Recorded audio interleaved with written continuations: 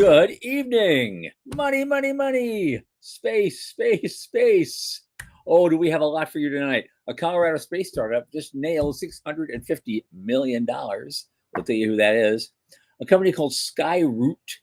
I've sort of heard of them. Raised $60 million just now, and they did a bunch before, but they now have a $1.1 billion valuation, which is like wild. A company called Overview Energy just won an Air Force contract to supply, ready for it, space-based solar power for their bases. Astranis secures $450 million in equity and debt to expand their production. Scout Space raises $18 million for orbital tracking technology. Livery gets 28 million euros for defense applications. Space Force adds, they have got flush with cash now. They're adding 4.4 billion to build the next generation of space domain awareness satellites. Former NASA boss Jim Bridenstine has a new job. What do you hear what it is? Interloon gets a NASA contract to demo helium-3 mining tech. And here's something for the math geeks. Someone figured out a faster path to Mars. The bad news is we need to build a slightly faster ship to achieve it. All that, plus our guest, Nick Marquez. From the news desk at the Center for Space Commerce and Finance, my name is Thomas Andrew Olson, and this is The Unknown Quantity.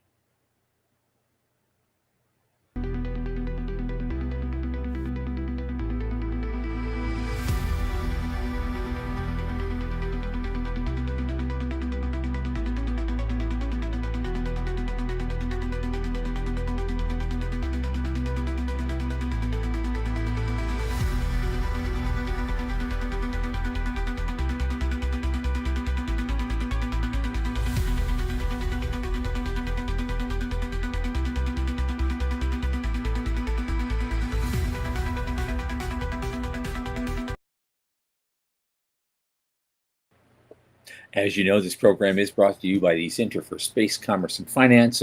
And what do? Well, of course, we champion and strengthen emerging space startups and space-adjacent enterprises worldwide through advisory, access, and advocacy. Our pitch events and world-class boot camps fortify startups to be better investor-ready. Now, a lot of our work, especially this podcast, is supported by our listeners and fans like you. So just go to cscf.space/support and click that Plain as Day donate button. A little in the tip jar each month makes a big difference. Or make it a lot. That would be even better. Don't forget to like and subscribe and tell your friends. In addition, I am putting out the call. I did it the other night. I'll do it today. The center is we're hiring. We're looking for an ambitious, freshly minted CPA for a little moonlighting work for a fee, but for a great cause and a great project. If you're interested, write to admin@cscf.space and do it as soon as you can. We really need the help. Now, speaking of friends, my oldest space friend, Michael Lane, who I understand just got a pet peacock, is here with me. Michael. Hey, I hear they're nasty animals. Peacocks. Oh, they are. My grandma actually had peacocks in her barn, and they're ferocious, no joke. But they're friendly to my grandma. They're just not 6-year-old version of me that would have to go up and feed them. So they spook. How's things? What's going on? Okay, well, let's see. It's actually been a busy week for just a lot of stuff around the house. I just got a whole bunch of insulation blown into my crawl space, in the upstairs. So I'm hoping that's going to lower my electric bill a little bit this summer. Right. Cools things down. Yeah. That was today. Otherwise, I'm just trying to get through stuff. I had a cancellation on our big panel that we're doing, and so maybe I should tell you. Yeah, Dennis Stone couldn't make it; he's not coming. And so I know I'm trying to figure out who of that caliber could fill his seat. Right. I've got a couple of people I'm thinking of, but I don't know if you're available. I could put you on that panel. But guys like us, because we're talking about the future of entrepreneurship and investment in the 21st century for space, and make it everybody to come in. And I've got to, because Coburn told me that sometimes that first panel of the day on Friday after the first Thursday night Right. can be kind of sparsely populated. Little tough. There's- It's a little Everybody's tough. having a reunion until 2 in the morning. And so I'm going to try to do some kind of marketing to, encourage people to say, you know what, have It's one worth less glass of wine and come see us in the morning. You're not going to want to miss this panel. Trust me, Right. you want to make it. You want Right, to see right. Who else is on it? Is that Daniel Faber? Is that the panel? Dan Faber's on it. Lisa's on it. Yeah. And a guy from Saudi and a guy from Africa. And they're all amazing people. Heck yeah. I want on that. I Okay. want on that for sure. Okay. Yeah. I was just having a conversation with somebody just a few hours ago. I'm like, look, we think we're a big deal with our $650 billion. Yeah. Right. And new stats just came out. The whole global economy is worth $130 trillion. I saw that. Yeah. And it's like, and only 4 countries do half of it. Yeah. Yeah. And and 2 of them are the US and China, and that's 40%. And the next 2 after that are way down. They're way down there. It's like Japan and France, maybe, or the UK. Yeah, but they're way little tiny guys to make up that. Then there's everybody else. Right. And space kind of fits in the everybody else category, but pretty much at the very bottom of the everybody else category. Yeah. Pretty much. Yeah. But hey, 25 years ago, it was 0. There was no category. Right. So you know what? Didn't even make the list. Yeah. That'd be great. I had another conversation, same person, about this rolling tsunami of new money that's gonna float in. All of the SpaceX people are about to be flush in ways that are game changing. So yeah, I'd love to be on that panel. That'd be super fun. Okay. I'll make sure I wake people up. I promise. I'll wake them up. If they come in the door, I'll keep them awake. Okay. That's it. Well, it's not even that. It's like I want to pre-market. I'm going to try to get Rod Pyle to let me use his mailing list. Oh yeah, great. Yeah. Because we're all collegiate now. We're all on the same team. Why can't I put a little blurb out on their mailing list to promote our panel? I'm going to respond to Sean for a second. He just said the star. So that Michael Mealing and I coined the phrase Starship Singularity, and then Garrettson came along and wrote a paper on it. Sean just referenced the SpaceX Singularity, which could be its own thing. And I think that's actually pretty insightful. Yeah. The world changed because of this. So yeah. Well, there are small black holes, and then there are huge ones. So yeah, that's also a singularity, isn't it? Right. Yeah. Sucks in all the money. And so we'll see what's left at the periphery when it's done, right? Nice. Right on. Yes, Sean, thank you for that comment. I'm not going to replay that. That's not going to happen. Yeah. So what do we got? Money. Here's another company I didn't really know anything about. That's because they're a defense startup. Yeah. So I don't pay as much attention to defense stuff probably as you do. But there's a company called True Anomaly, and they've raised $650 million in late-stage investment money, and they raised more than $1 billion since 2022. Its total valuation is now $2.2 billion. Wow.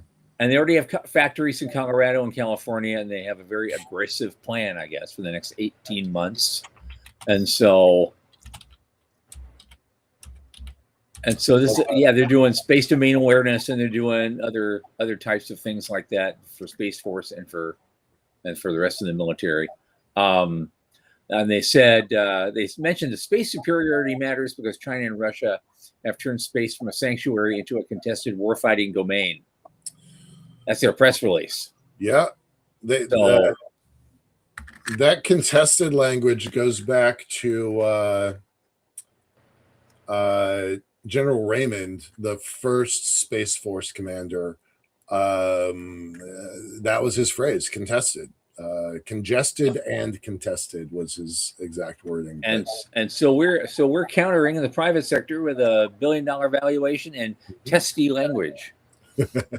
So there you go. But good for them. Yep. And I hope that that helps things. But that's a lot of money, and you gotta mention it.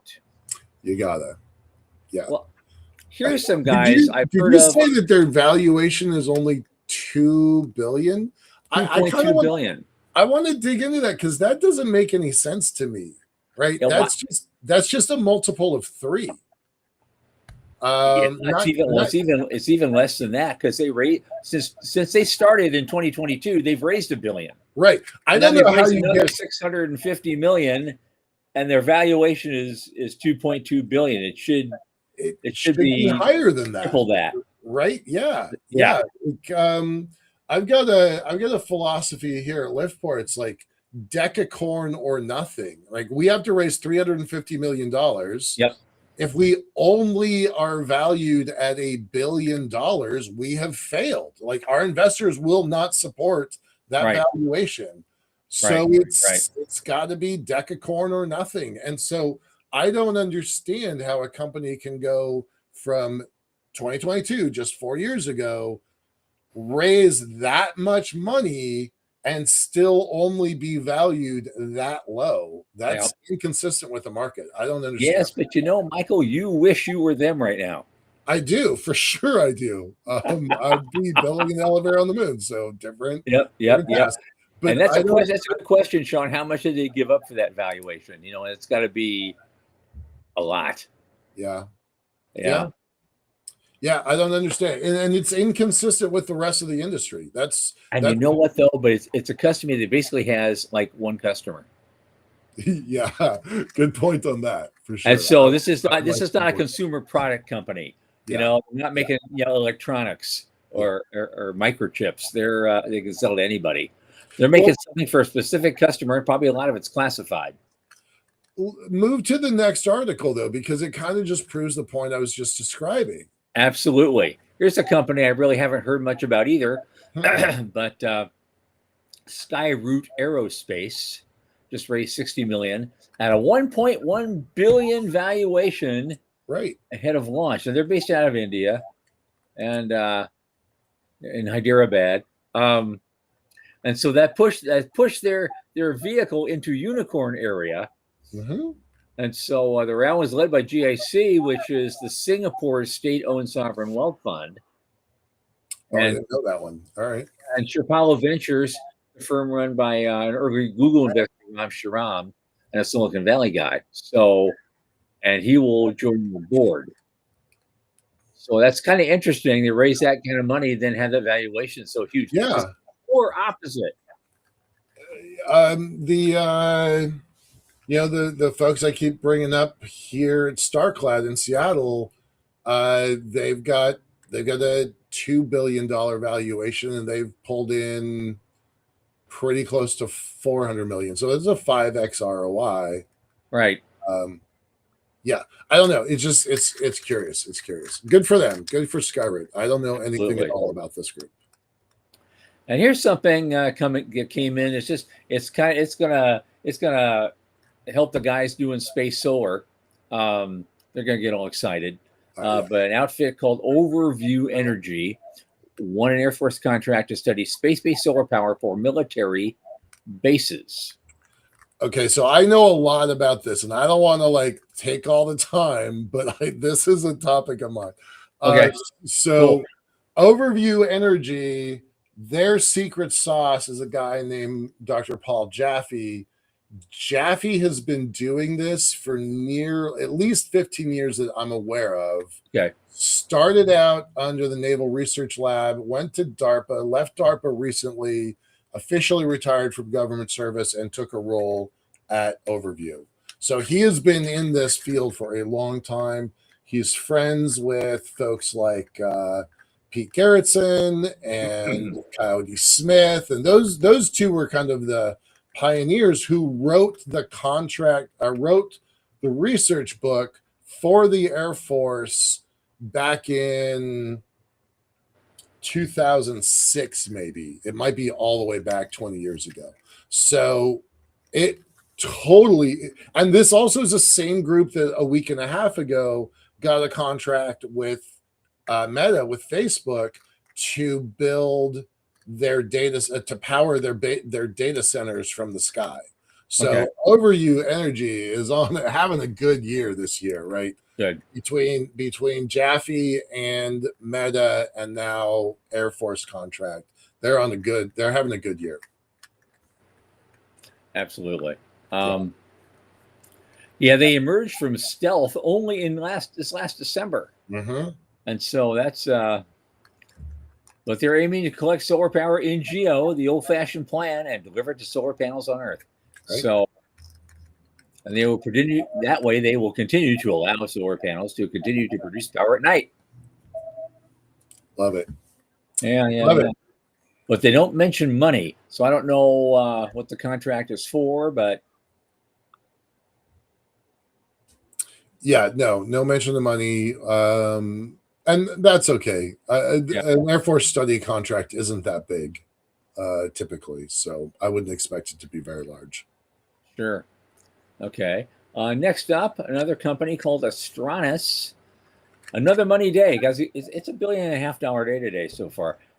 They secured $450 million in equity and debt to expand their small GEO satellite production. And it said and here we go. This is what it's for. They're positioning themselves for growing U.S. military demand. Mm-hmm. That's why these are companies we don't always hear a lot about but Golden Dome changed everything. It did. And all of a sudden, everyone's coming out of the woodwork and they're winning. Yeah.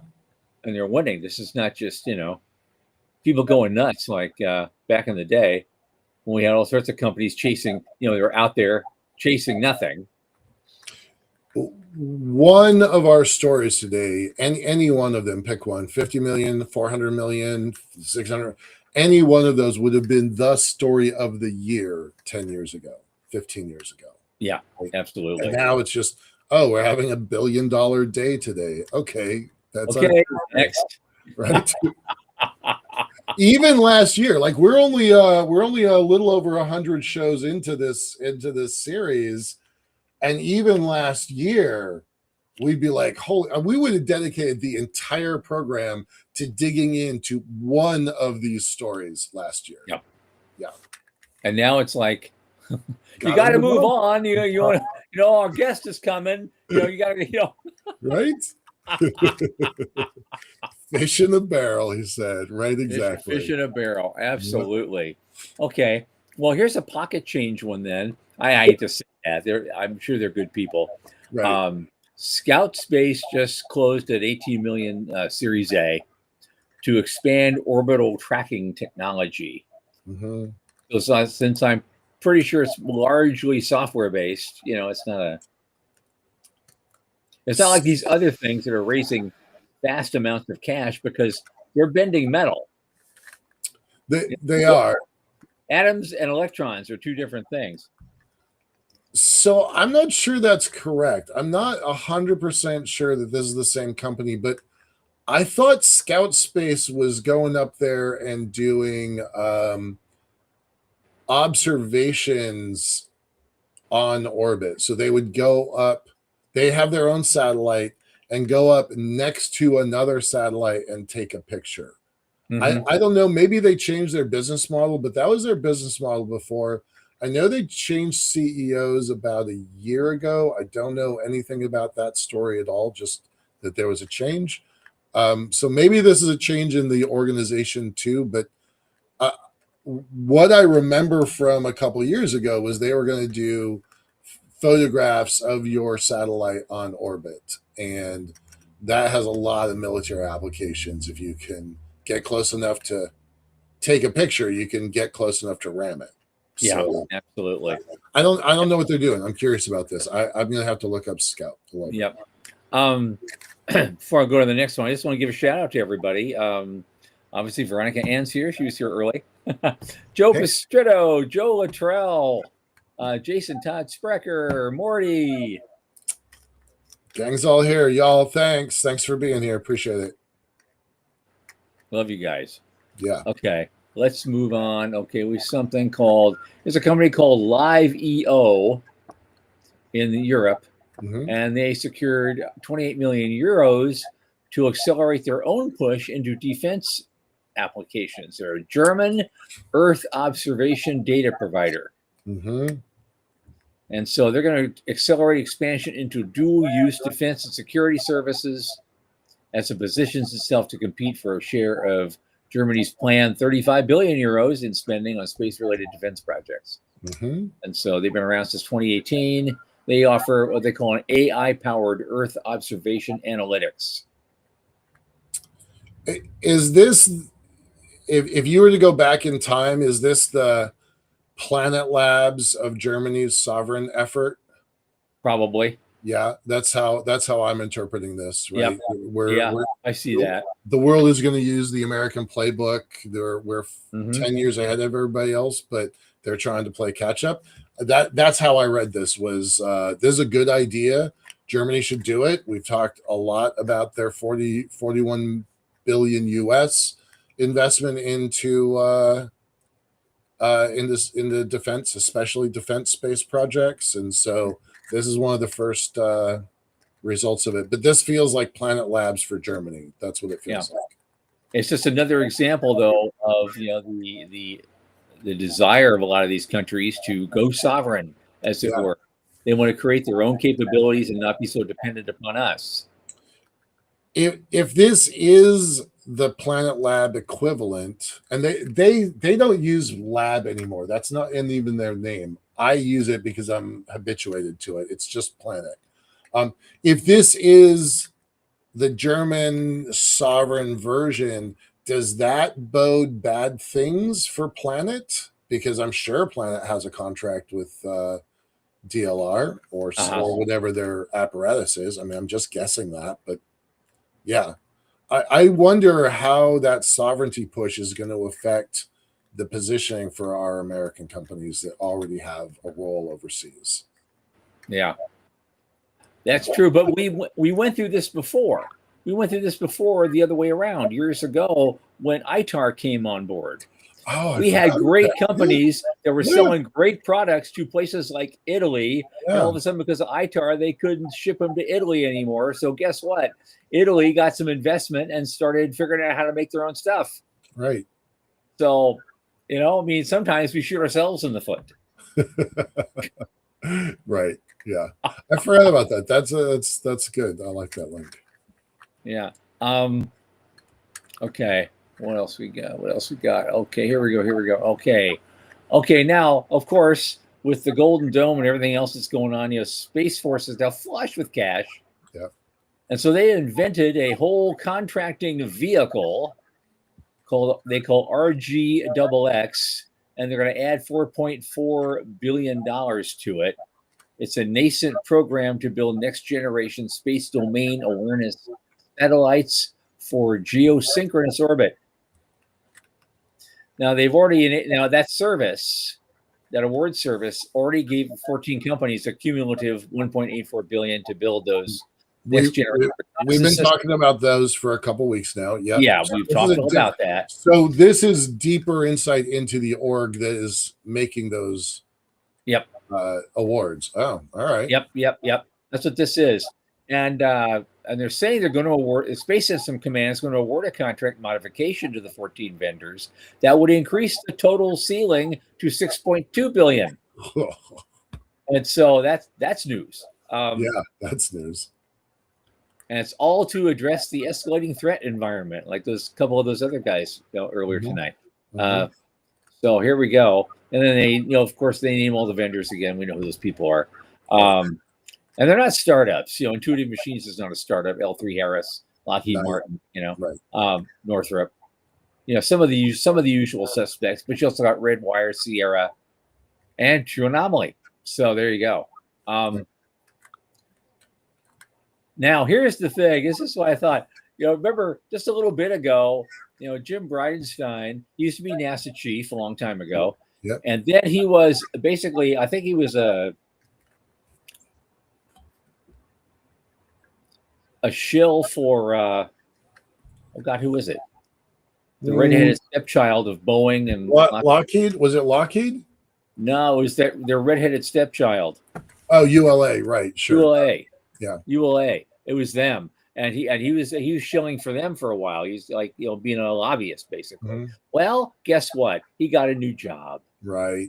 He got a new job, and he's joined Quantum Space as their next CEO.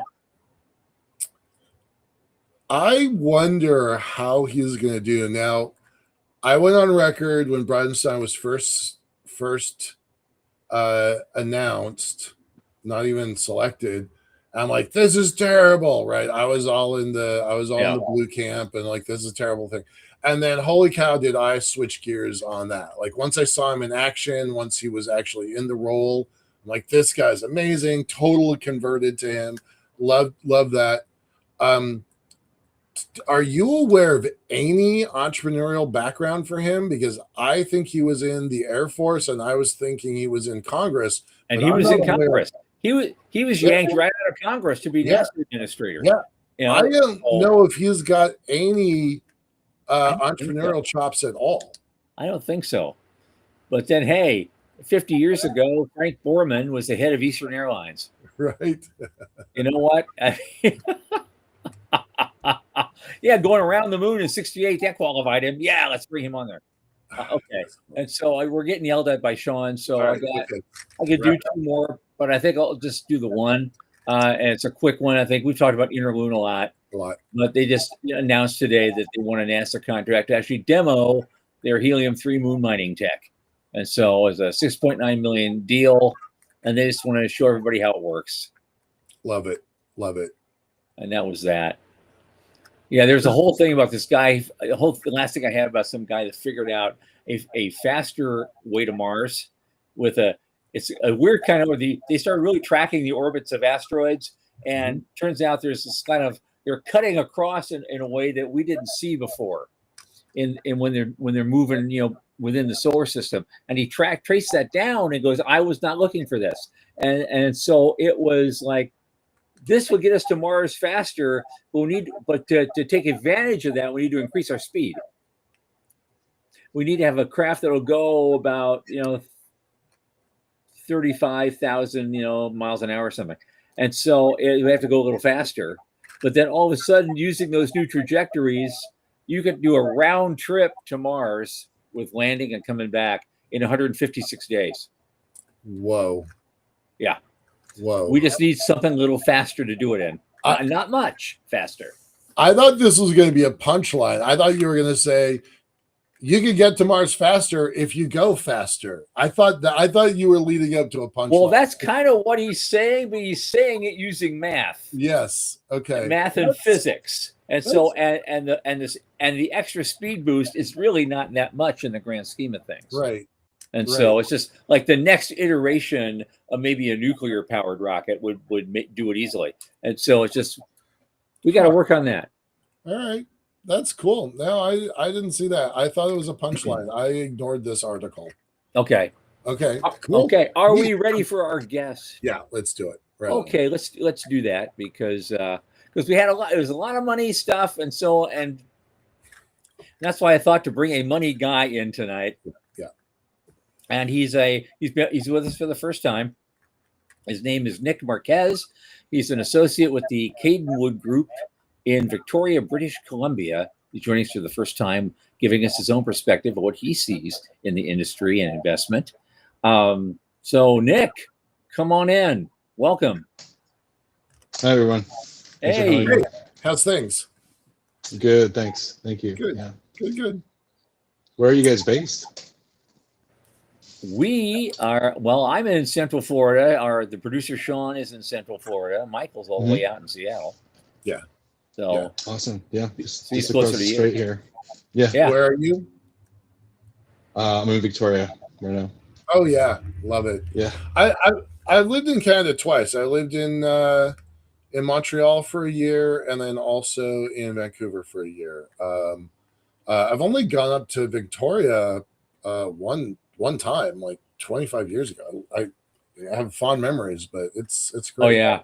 Yeah. Everybody that goes to Victoria has fond memories of it. I do too, and Yeah, it was like yeah. long before you went. Yeah. And so I had the greatest time. So, but somehow I never got back.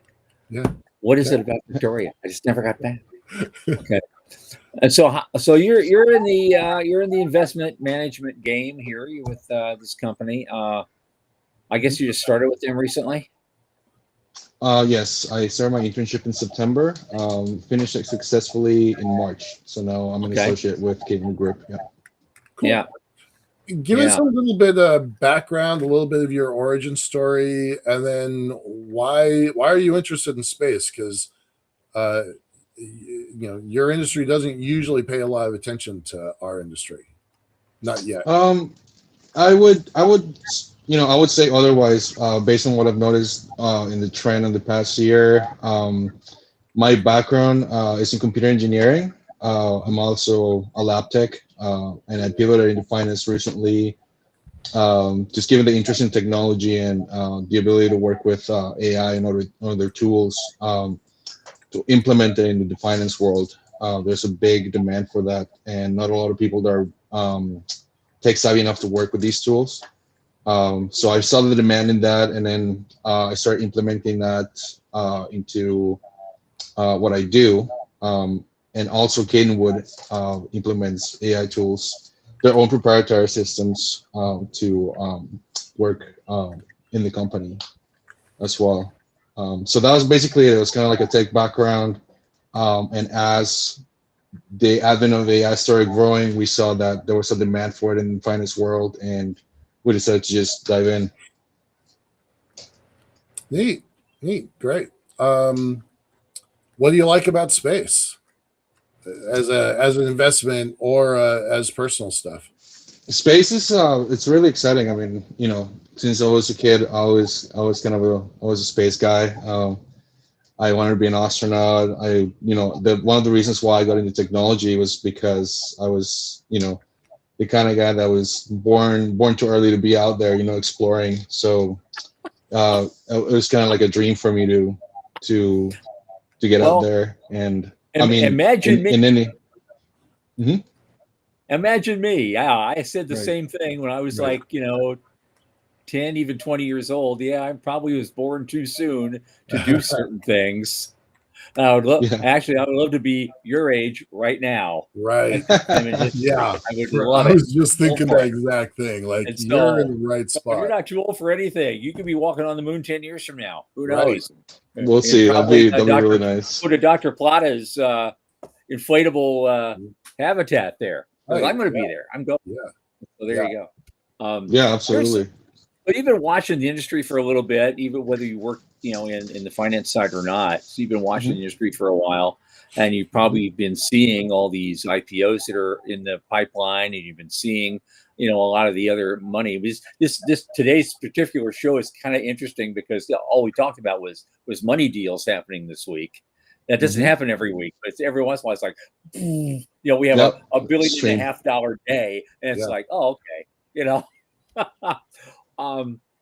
what excites you about all this, and what scares the crap out of you?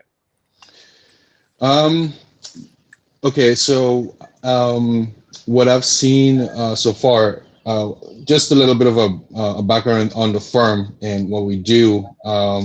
We do work with companies and startups in a capacitive advisory role, so M&A, capital raises, financing transactions. We have currently $13 billion in transactions, and we recently secured a $1 billion binding term sheet. And our advisory board has over $1 trillion in combined experience in transactions. We have also closed a $128 million deal for an IPO in NASDAQ. So we look at those transactions as well, and a lot of them are tech related. I started addressing the data center demand, but it just quickly started, spreading to AI, defense and aerospace, infrastructure. All these things are connected, and I can tell you an example. I had no idea that I was gonna, stumble upon a satellite opportunity and also Kinwood has closed a deal with a satellite company, and they basically interconnect satellites. So they have laser communications, and that is just exploding right now. Specifically, interconnectiveness. From a ground perspective, better fiber optics, faster data transfers, but also up there in space is a really big demand for sure. And there's so many deals going on with specifically communication satellites. Okay. And well, I guess we can move on to what scares me a little bit. There is quite a conflict of, I would say, interest between there. I feel like there's two divisions of data here, of how people want to approach data. There's some people that want to approach data into everything is connected. Everything, you can seamlessly move data across devices, and that now there's another party, and they also have gotten a lot of funding too, that advocates for data sovereignty. So I've seen companies, for example, that you can have your own data center at home and you can store it there. You can, and it's kind of like their philosophy is we don't want big companies to have your data. We want to give you the power back. And so I feel like that conflict might, slow down a little bit the process of advancing the technology towards launching better rockets and having better interconnected satellites, even launching maybe data centers in space. That's kind of like the rift. There's a rift opening up there. Yeah, it's a changing environment constantly right now. Buckets and buckets, boxcars full of money is starting to move towards infrastructure in space, specifically data centers. We've actually pushed back on that a little bit on this show. Like, there's some stuff that doesn't make a lot of sense to us yet, but there's no denying that there's a lot of money moving that direction.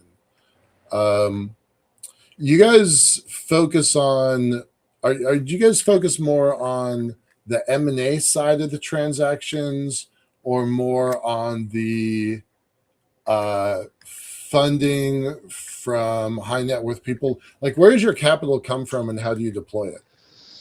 So we have over 3,000 investors in our Rolodex. These are private family offices, private equity, private credits, VCs, other strategics, larger institutional investors as well. The capital basically, we M&A I really haven't worked with, and I don't have the data on that, but okay. The capital is basically deployed in a 12 to 14 week basis. So we have a strategy that we work with each company to reach out to their specific investor universe and then work from there. What does kind of a perfect company look like? Like, what do you look for? Ideally, it would be a client. Like, you would take them on, and you're like, okay, we're going to go find capital for you, and then I'm guessing success fees is how you all get paid. Yeah. So there is a fee structure there. Also, it's highly flexible depending on the prospect. We even have people that we wanted to bring on pre-revenue, which is not typically ideal, but the technology is being so promising that our market research has shown huge demands for these technologies. So we're like, we got to bring you on. The valuation is really, really big, and these are third-party valuations that they themselves had, and our analysis as well. What right now, with what you're doing right now, what's the typical size? Well, we do 10 million and up usually. But like I said, we've done $500 million deals that come out of nowhere just because we find them. And like I said, we secured a $1 billion binding term sheet recently. 350 million. Just gonna say that. Yeah, it's I only need it's 40. a large. I only need... Yeah, it's large sums, yeah, for sure. I mean, I never thought I would see a $1 trillion IPO like ever, but here we are. Here we are. Yeah. Gosh, I don't know how long you've been watching our show, but we track that from it moving from $1.25 trillion to $1.5 trillion to $1.75 Yeah. to $2 trillion. And some of those jumps, I swear to God, happened because a tweet that was posted as a question turned into a fact when Elon said yes. Like, that's how they moved $250 billion via tweet. So yeah, we've been watching that for this play out for a while. It's insane. But like, focus back to you though. All right, so your minimum investment's $10 million. There's kind of no limit. Like you said, you did 500 million. You placed 500 million.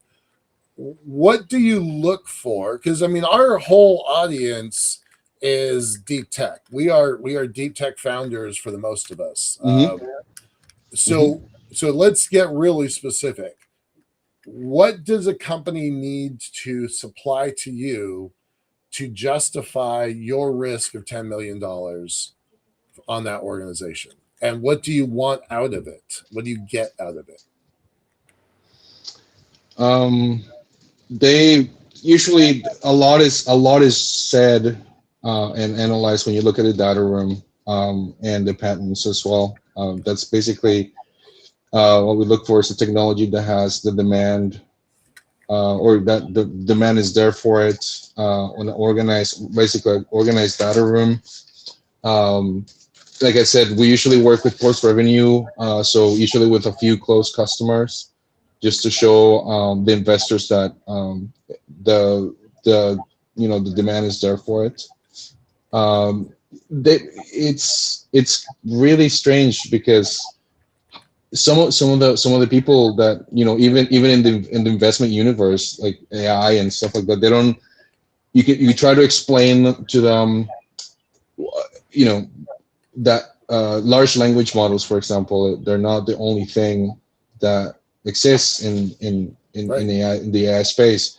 Actually, I'm gonna just say this as a little secret between you guys and I and the people watching.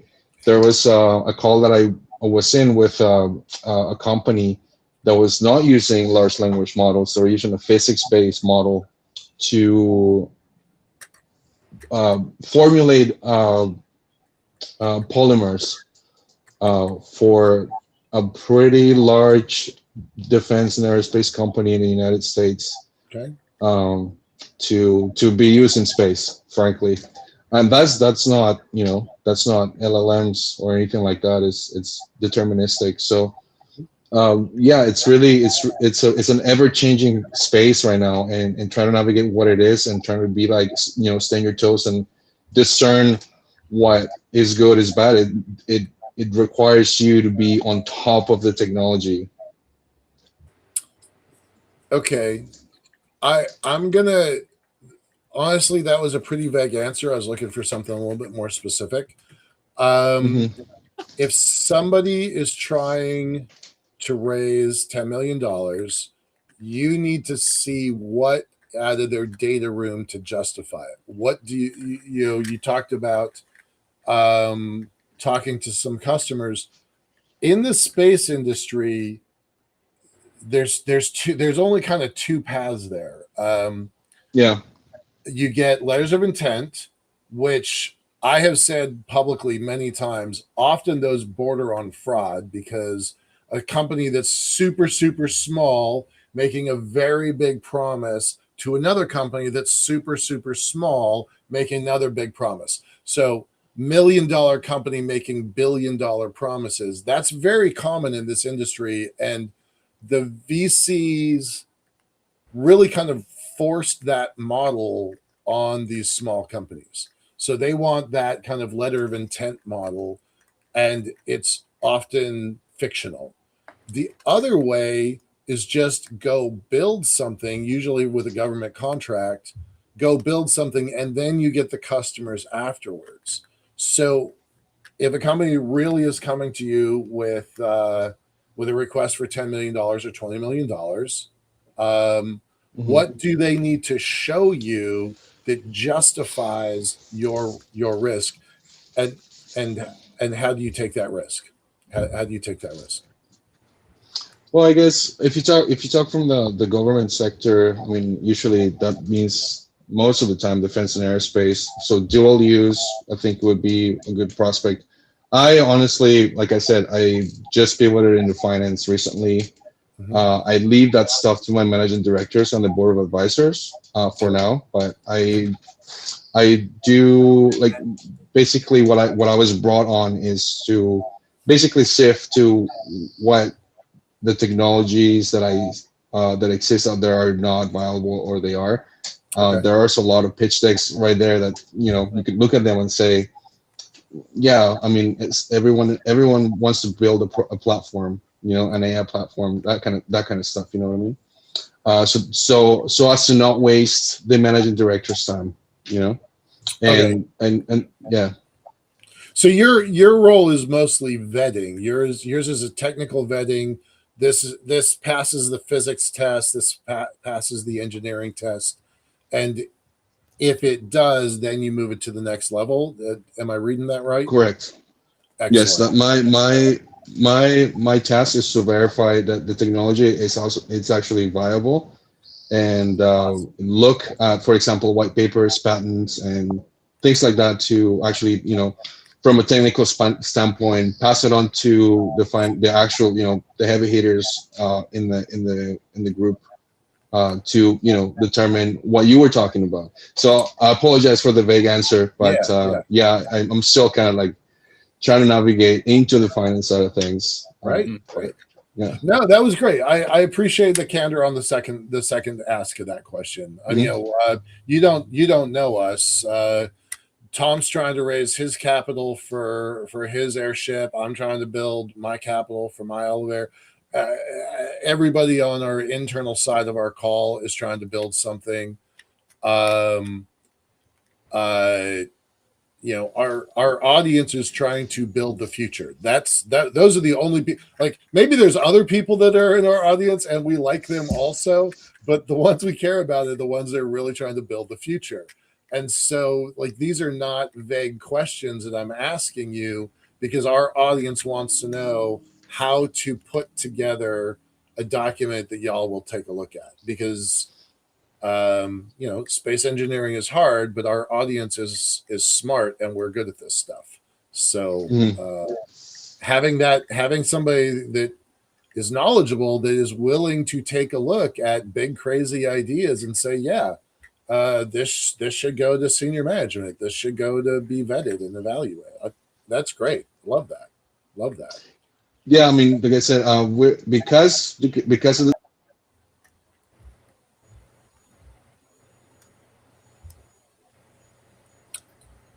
I've lost you, Nick. Right off the bat. There he is. There we go. Nick, say again. You were about to answer, and then you cut off. Just give me 1 second here. What I was about to say is I'm always hoping to take a look at the technology specifically.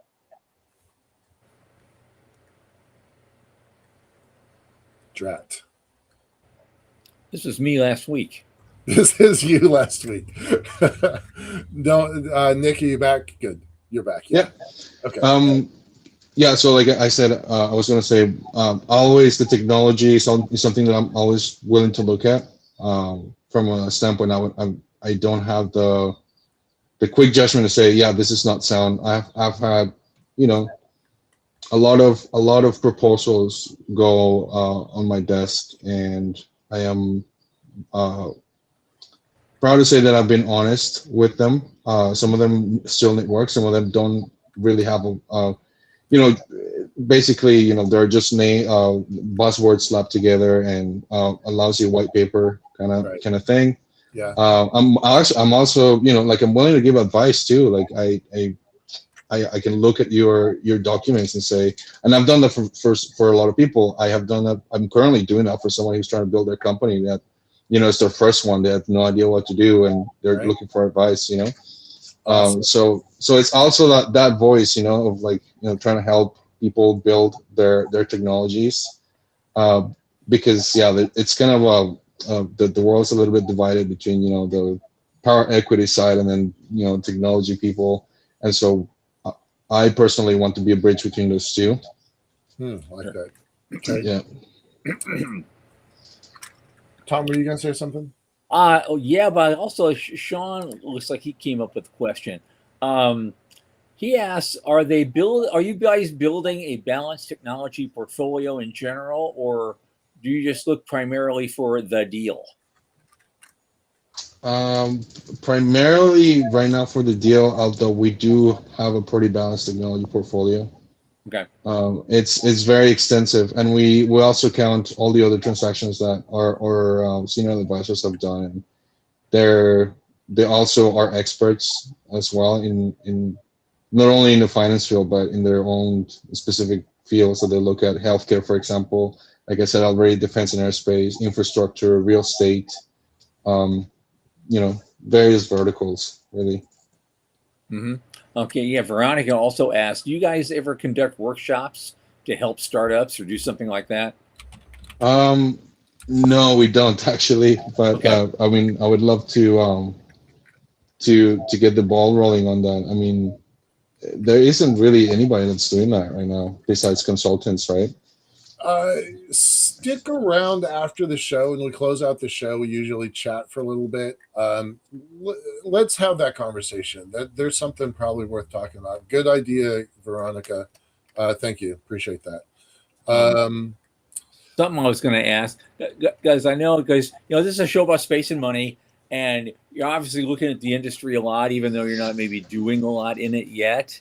I was just my question was, given the nature of how your firm works and your place in it, I was just curious if there's something out there you've been seeing that kind of excites you personally, but you're in the context of your firm, it's not quite ready for prime time, and you're not going to pitch it.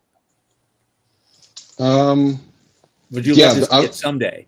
For sure. I mean, I've seen a lot of what excites me at the moment. I think I already mentioned it, is the shift from LLMs in AI to the like nitty gritty of engineering, which is having an AI be able to use physics to plan how to build a dam or to build materials. That is still in its very early stage, and the computational power is enormous.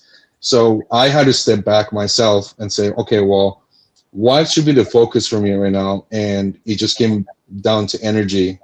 It's what it is right now for me. So I'm working with a lot of energy companies on that. And then once the energy is there, we will eventually have the computational power to use these new models to help us, get out there eventually, That's the biggest constraint right now, but it's also exciting because there is a path, How strong are you on the engineering and physics of space? It's not your training, but are you? Not really, but I'm an enthusiast. Okay. I would say. All right. That's fair. You can do a lot. You can help a lot as an enthusiast. So for sure, that's what I'm doing right now. I just connect people with capital. So yeah, I mean, yeah, in our world, you're the prettiest girl in the room, right? if you're willing to dance, you're the prettiest girl in the room. So, you will. You should probably expect some messages from folks after this. Yeah, our industry chews up capital faster than you can imagine, right? Yes. It's bonkers. Mhm. We are a cash eating machine, this industry of ours, Mhm. and we're getting results. I mean, we are like Yeah. last quarter, 150 companies got funded, $3 billion moved into the industry, a billion a month, but the other side of that is it's a $650 billion industry now. And so investors are starting to see returns. SpaceX is going to create a tsunami of new money. And that this, if you thought the PayPal mafia was a big deal, the SpaceX mafia is going to change the world. Like, Yeah. unbelievably. So that's really good that you're in that position and you're willing to hear the next big crazy idea. That's pretty exciting. We only have 4 more minutes left. Mhm. What would you what would be kind of an ideal pitch is my first question. My second question is, what does 5 years look like from now in space? What does 5 years look like from your perspective? And then last question, what does 25 years look like? Sure. Ideal pitch. Ideal pitch would be, a patented technology with a $10 million raise and up. Um, Usually comes from people in the industry that have been doing. For example, there's a guy that I know who was working for IBM 30 years, just quit everything, and now he's doing technology stuff that excites him. I'm very excited to work with those people because they're just so knowledgeable. They're a mountain of knowledge, and so it's so nice to learn from them. I like working with people who are just building their company, just came out of engineering school, MIT or what have you. Mhm. So I think the ideal pitch comes from people that understand what the market needs and how the technology that they're devising applies to it, and having a clear vision into it. The rest is just numbers. It really just is. Like, if you have something that will help build a technology that betters humanity, the numbers are just going to come in. It's basically that. Like, you are an engineer, you solve the problem, and you understand the market signal. That's basically it. That's the pitch I want. Yeah. Where I see the world in 5 years in regards to space. There's a few hurdles there. Right now, I think we're in another cycle where we don't have enough power to engage in more investments. There's a lot of constraints, in material engineering, and traditional rocket engines are getting really old. Although AI is changing the game. For example, in printing rockets. I don't know if you guys have seen that or not, but it's there. So that's the early stages of AI actually getting its hands-on technology related to aerospace. So I mean, in 5 years, people are gonna start talking about that, and people are gonna start saying, "Hey, like, LLMs are kind of a thing of the past, and the really hardcore technologies are coming in." So I think that's where we're gonna head. And in 25 years, I would say that's gonna be like maybe middle stage application of those things. So we're gonna see maybe some revolutionary materials come in, like very early, polymers, metals, alloys, stuff like that. Optimized electronics. I've seen tons of that. Increased bandwidth in communications. What else have I seen out there? Yeah, like energy optimization. I mean, we still haven't figured out batteries yet for electric vehicles. So I think that's maybe one of the things that we'll see get better. Nice. You know. Stick around after the show, please. Thank you. Okay. Okay. Nick Marquez, thank you so much. An associate with Cadenwood Group in Victoria, BC. A lot of great insights, and I think you made a lot of new fans tonight. I hope we'll have you back again sometime soon Thank you. to talk about different issues of space and finance. Nick, thank you for being here, and we'll see you in a minute for the or the after show. Thanks, everyone. Okay, excellent program. On Monday, our guest will be Calvin England, co-founder of Dyson Laboratories, with a lot more on the challenges of orbital data centers, which you just discussed. 8 p.m. Eastern, as always, on Monday. For Michael Lane and Sean Key, I remain Thomas Andrew Olson. Keep watching the skies.